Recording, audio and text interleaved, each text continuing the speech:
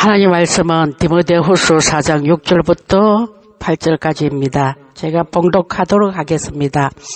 전제와 같이 내가 벌써 부어지고 나의 떠날 시각이 가까웠도다.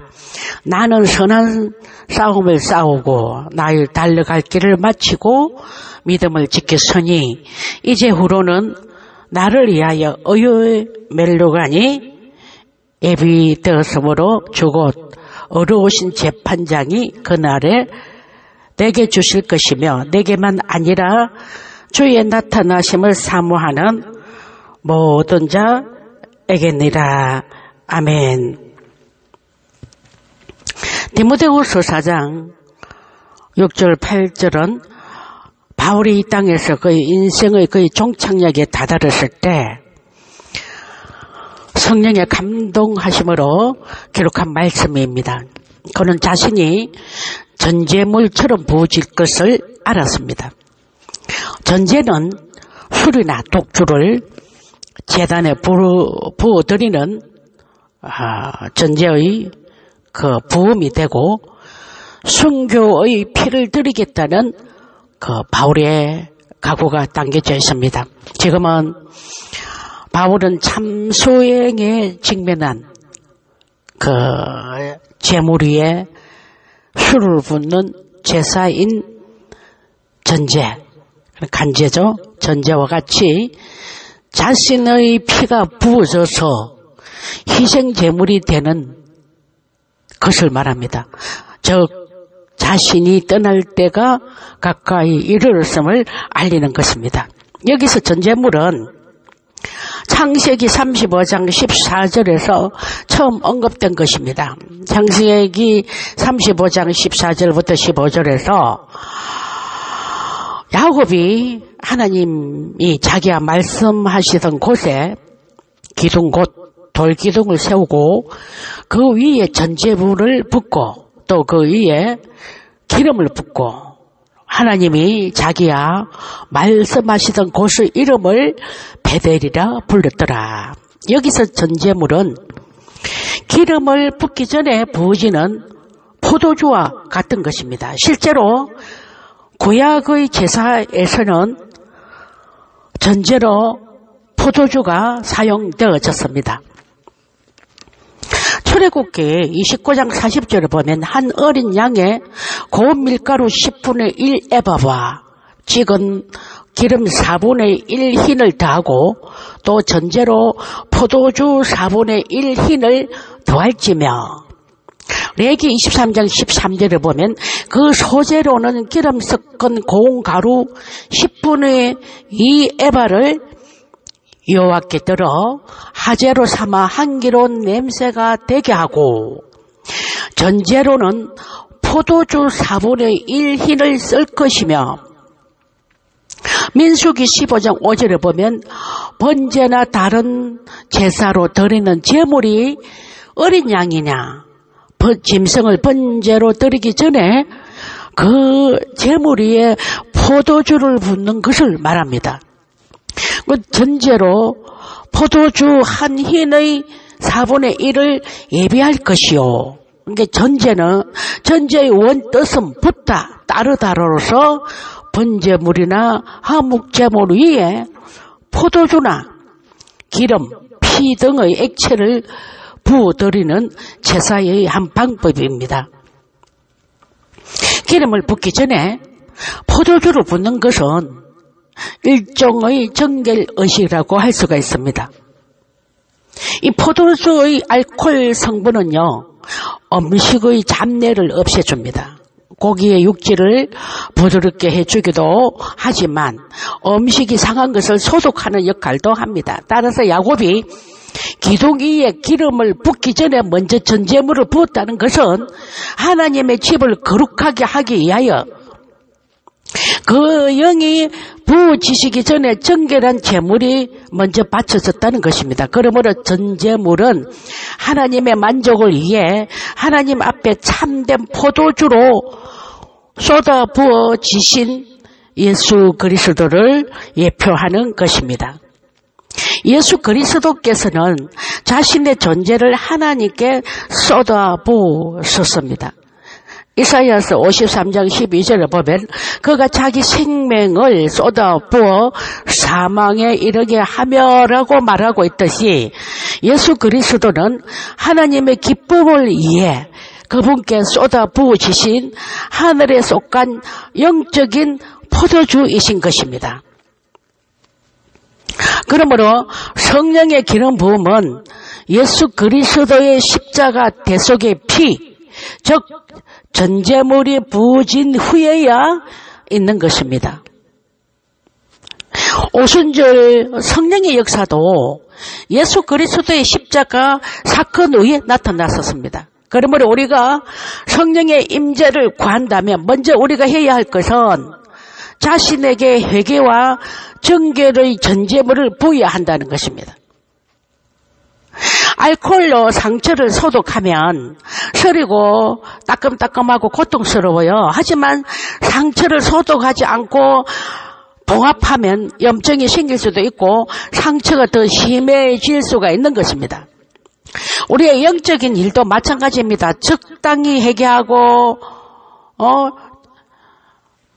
적당히 거룩한 척 한다고 해서 거룩해지는 것이 아닙니다.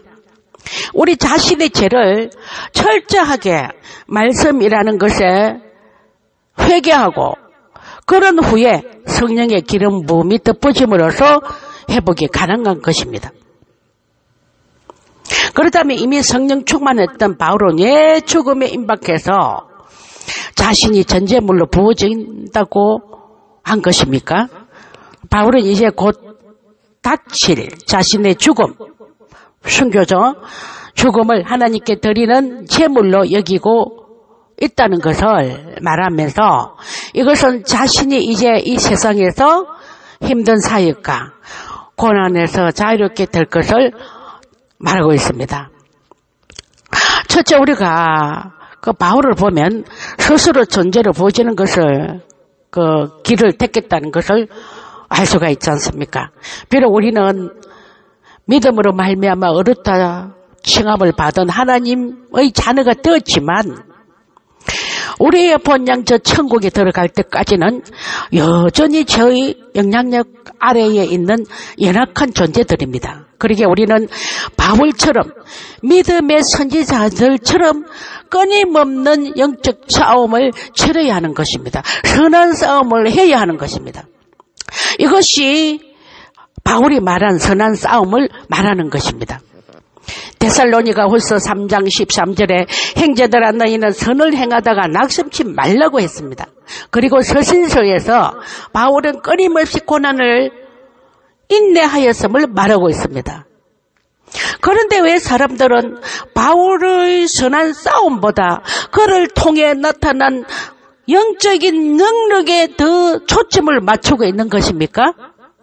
그것은 우리는 구원받았으니까 구원받은 것에 만족하고 선한 싸움, 영적 싸움에 별 관심이 없다는 것입니다. 이것을 영적 게으름이라고 할 수가 있습니다. 바울이니까 예수님이니까 감당하신 것이라고 스스로 합리화시키면서 자신에게 주어진 십자가를 지지 않으려고 합리화하는 것을 말합니다. 물론 우리가 바울과 예수님처럼 큰 시험을 감당할 능력은 없겠지만 하지만 우리에게 주어진 십자가는 반드시 져야 한다는 것입니다. 그리고 그 십자가는 감당할 수 없는 것이 아니라 믿음으로 능히 감당할 수가 있습니다. 고린도전서 10장 31절에 보면 사람이 감당할 시험밖에는 너희가 당한 것이 없냐니 오직 하나님은 미쁘사 너희가 감당치 못할 시험 당함을 허락지 아니하시고 시험 당할 즈음에 또한 피할 길로 내서 너희로 감당하게 하신다고 하셨습니다. 예수님께서는 자신이 겟세마네 동산에서 잡히셔서 공회에 끌려가는 자신의 모습을 물론 십자가에서 고통스러워하는 자신의 모습과 그 고통까지 미리 알고 계셨습니다. 그러기에 겟세마네 동산에서 기도하실 때 피가 맺힌 땀방울을 흘리신 것입니다. 누가복음 22장 44절을 보면 예수께서 힘쓰고 또 간절히 기도하시니 땀이 땅에 떨어지는 핏방울 같이 뜨더라. 여기서 핏방울과 같이 뜨었다는 것은 실제 피가 맺혀 나오는 땀방울입니다. 극한의 그 스트레스 상황에서 땀방울에 피가 섞여 나올 수 있다는 것은 의학적으로 입증이 된 생리 현상입니다. 십자가의 진실이라는 책에서 저자는 예수님의 고통을 의학적인 상식으로 보면 혈안증이라는 증세가 있다고 합니다. 이 증상은 혈액상의 피가 땀샘을 통해서 분비되는 현상으로 스트레스가 최고조에 달하면 피부에 모세혈관이 수축되는데 스트레스가 지나가면 수축되었던 모세혈관이 이완되면서 터지게 되는 것입니다. 이때 흘러나온 미량의 피가 근접해 있던 땀샘을 통해서 흘러나오게 된다는 것입니다. 로마 군병에게 붙잡혀서 모진 고문과 모욕을 당하시고 십자가에 못 박힌다는 그것은 생각만 해도 끔찍한데 아마도 예수님께서는 기도 가운데 이를 눈으로 보듯 다 알고 계셨던 것입니다. 그 고통을 이미 알고 그 고통에 직면한 자와 그렇지 않은 자는 분명히 차이가 있는 것입니다. 예수님께서는 육신의 몸을 입고 감당하기 어려운 고난의 길을 오직 순종함으로 극복하셨고 또 하나님을 기쁘게 하기 위해서 그분께 예수님의 피를 다 쏟아 부어 전제로 떨어지신 것입니다. 예수님께서 전제로 쏟아 부으심으로 우리의 화목제물과 속죄제물이 되셨지 않습니까? 바울 역시 예수님이 걸으신 길을 누구보다도 잘 알고 있었습니다. 그럼에도 그는 예수님처럼 순종함으로 그 길을 묵묵히 걸어갔던 것입니다. 두 번째는 바울은 자신을 교회의 전제물로 들었습니다.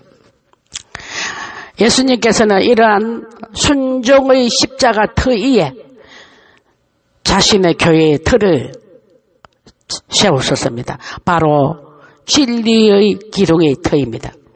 디모데전서 3장 15절에 보면 만일 내가 지체하면 너로 하여금 하나님의 집에서 어떻게 행하여야 할지를 알게 하려 하매니 이 집은 살아계신 하나님의 교회요 진리의 기둥과 터니라 이렇게 말씀하고 있습니다. 바울은 바로 이 진리의 기둥과 터에 자신을 전제물로 드린 것입니다. 이것이 바울이 자신을 전제물로 들었다는 두 번째 의미입니다. 즉 예수 그리스도를 본받아 자신의 순종하는 삶으로 예수님이 세우신 교회의 터와 기둥 위에 자신이 전제물이 되어 부어졌다는 것입니다. 그것은 주님의 교회를 위해서 자신의 삶을 바쳤다는 것입니다. 사역자들 중에 바울을 본받는다고 하면서 진작 바울처럼 자신의 전제물로 드릴 생각은 하지 않고 바울의 그 영광된 모습만 흉내를 내는 자들이 참 많습니다. 여러분, 김 빠진 사이다와 알코올 성분이 날아간 소주를 음식물 위에 붓는 사람이 있습니까?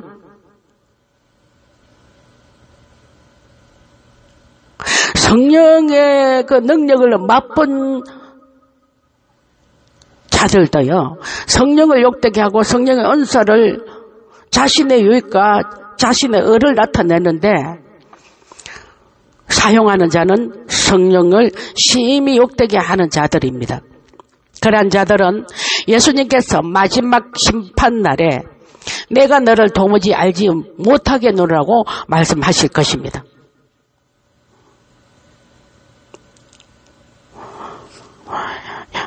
육절에 전제와 같이 내가 벌써 부어지고 내가 떠날 시각이 가까웠도다.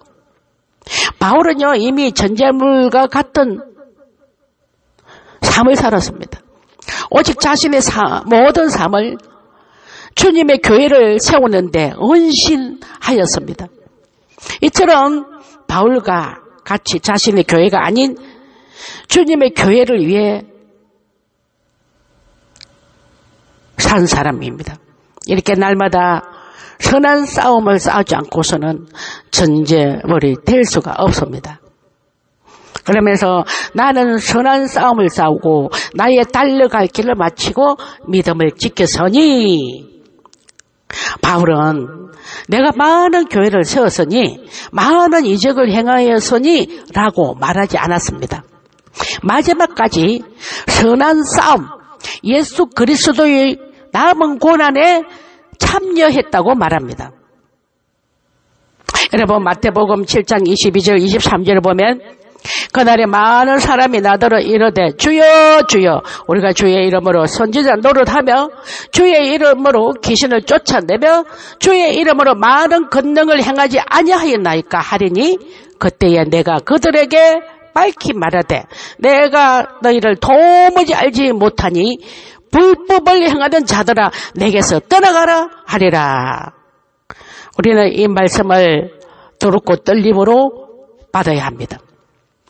아무리 수십 년을 사도신경을 신앙 고백을 하더라도 그것이 머리에서 가슴으로, 그리고 가슴에서 발로 내려오지 않으면 울리는 메아리처럼 공허한 것입니다. 바울은 머리에 있는 지식을 입으로 뱉어내는 사이비 지식인이 아니었습니다.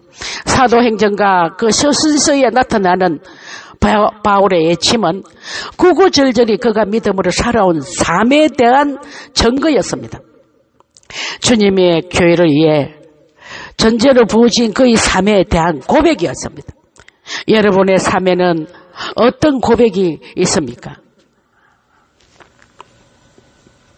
예수 그리스도께서 자신이 십자가에 죽음으로써 그 피로 전제로 들어 아버지를 기쁘게 하셨던 것 같이 사도 바울도 순교의 피를 들으겠다는 각오가 보부를 보면서 담겨져 있습니다. 지금 참수행에 직면한 사도 바울은 제물 위에 술을 붓는 제사인 전제와 같이 자신의 피가 부어져서 희생제물이 되는 때, 즉 자신이 떠날 때가 가까이 이르렀음을 알리는 것을 말합니다. 바울은 죽음을 앞둔 순간에 이방인의 사도로서 온 세상에 복음을 전파하며 믿음의 선한 싸움을 싸우고 그는 자신에게 맡겨진 갱주를 최선을 다해 마치고 선한 싸움을 끝냈다고 고백하며 하나님의 나라와 의를 위해 재물이 되르고 죽을 날을 기다리고 있다고 고백하고 있습니다.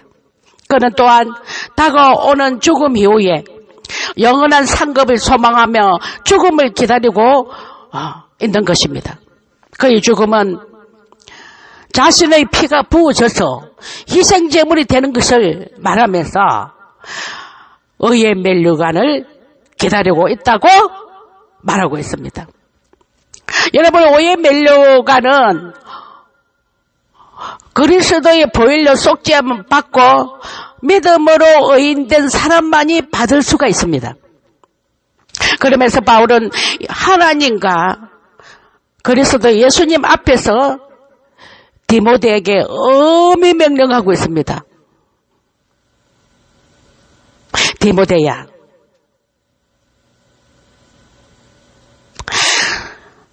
앞으로 목사들은요, 사람의 길을 즐겁게 하고 사람의 마음을 기쁘게 하는 헛된 가르침이 아니라 하나님이 기뻐하시고 하나님이 원하시는 바른 복음을 전파하고 가르쳐야 한다는 것입니다. 우리가 하나님보다 사람을 좋게 하고 기쁘게 하고 또 바른 복음 아닌 유사 복음을 전하는 분들이 얼마나 많지 않습니까? 이런 자들은 하나님의 종이라고 할 수가 없습니다. 바울은 디모데에게 죽음을 잘 준비하라고 당부를 합니다. 이것은 우리는 늘 주님 앞에 설 것을 생각하며 살라는 것입니다. 여러분, 지금은 마지막 때입니다. 우리 역시 사도 바울과 같이 순교를 각오해야 할 것입니다.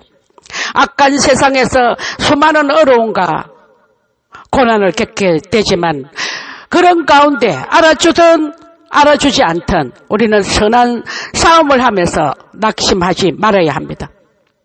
예수 믿는 그리스도인이라면 사도 바울과 같이 전제로 부어져야 할 것입니다. 말씀을 맺겠습니다.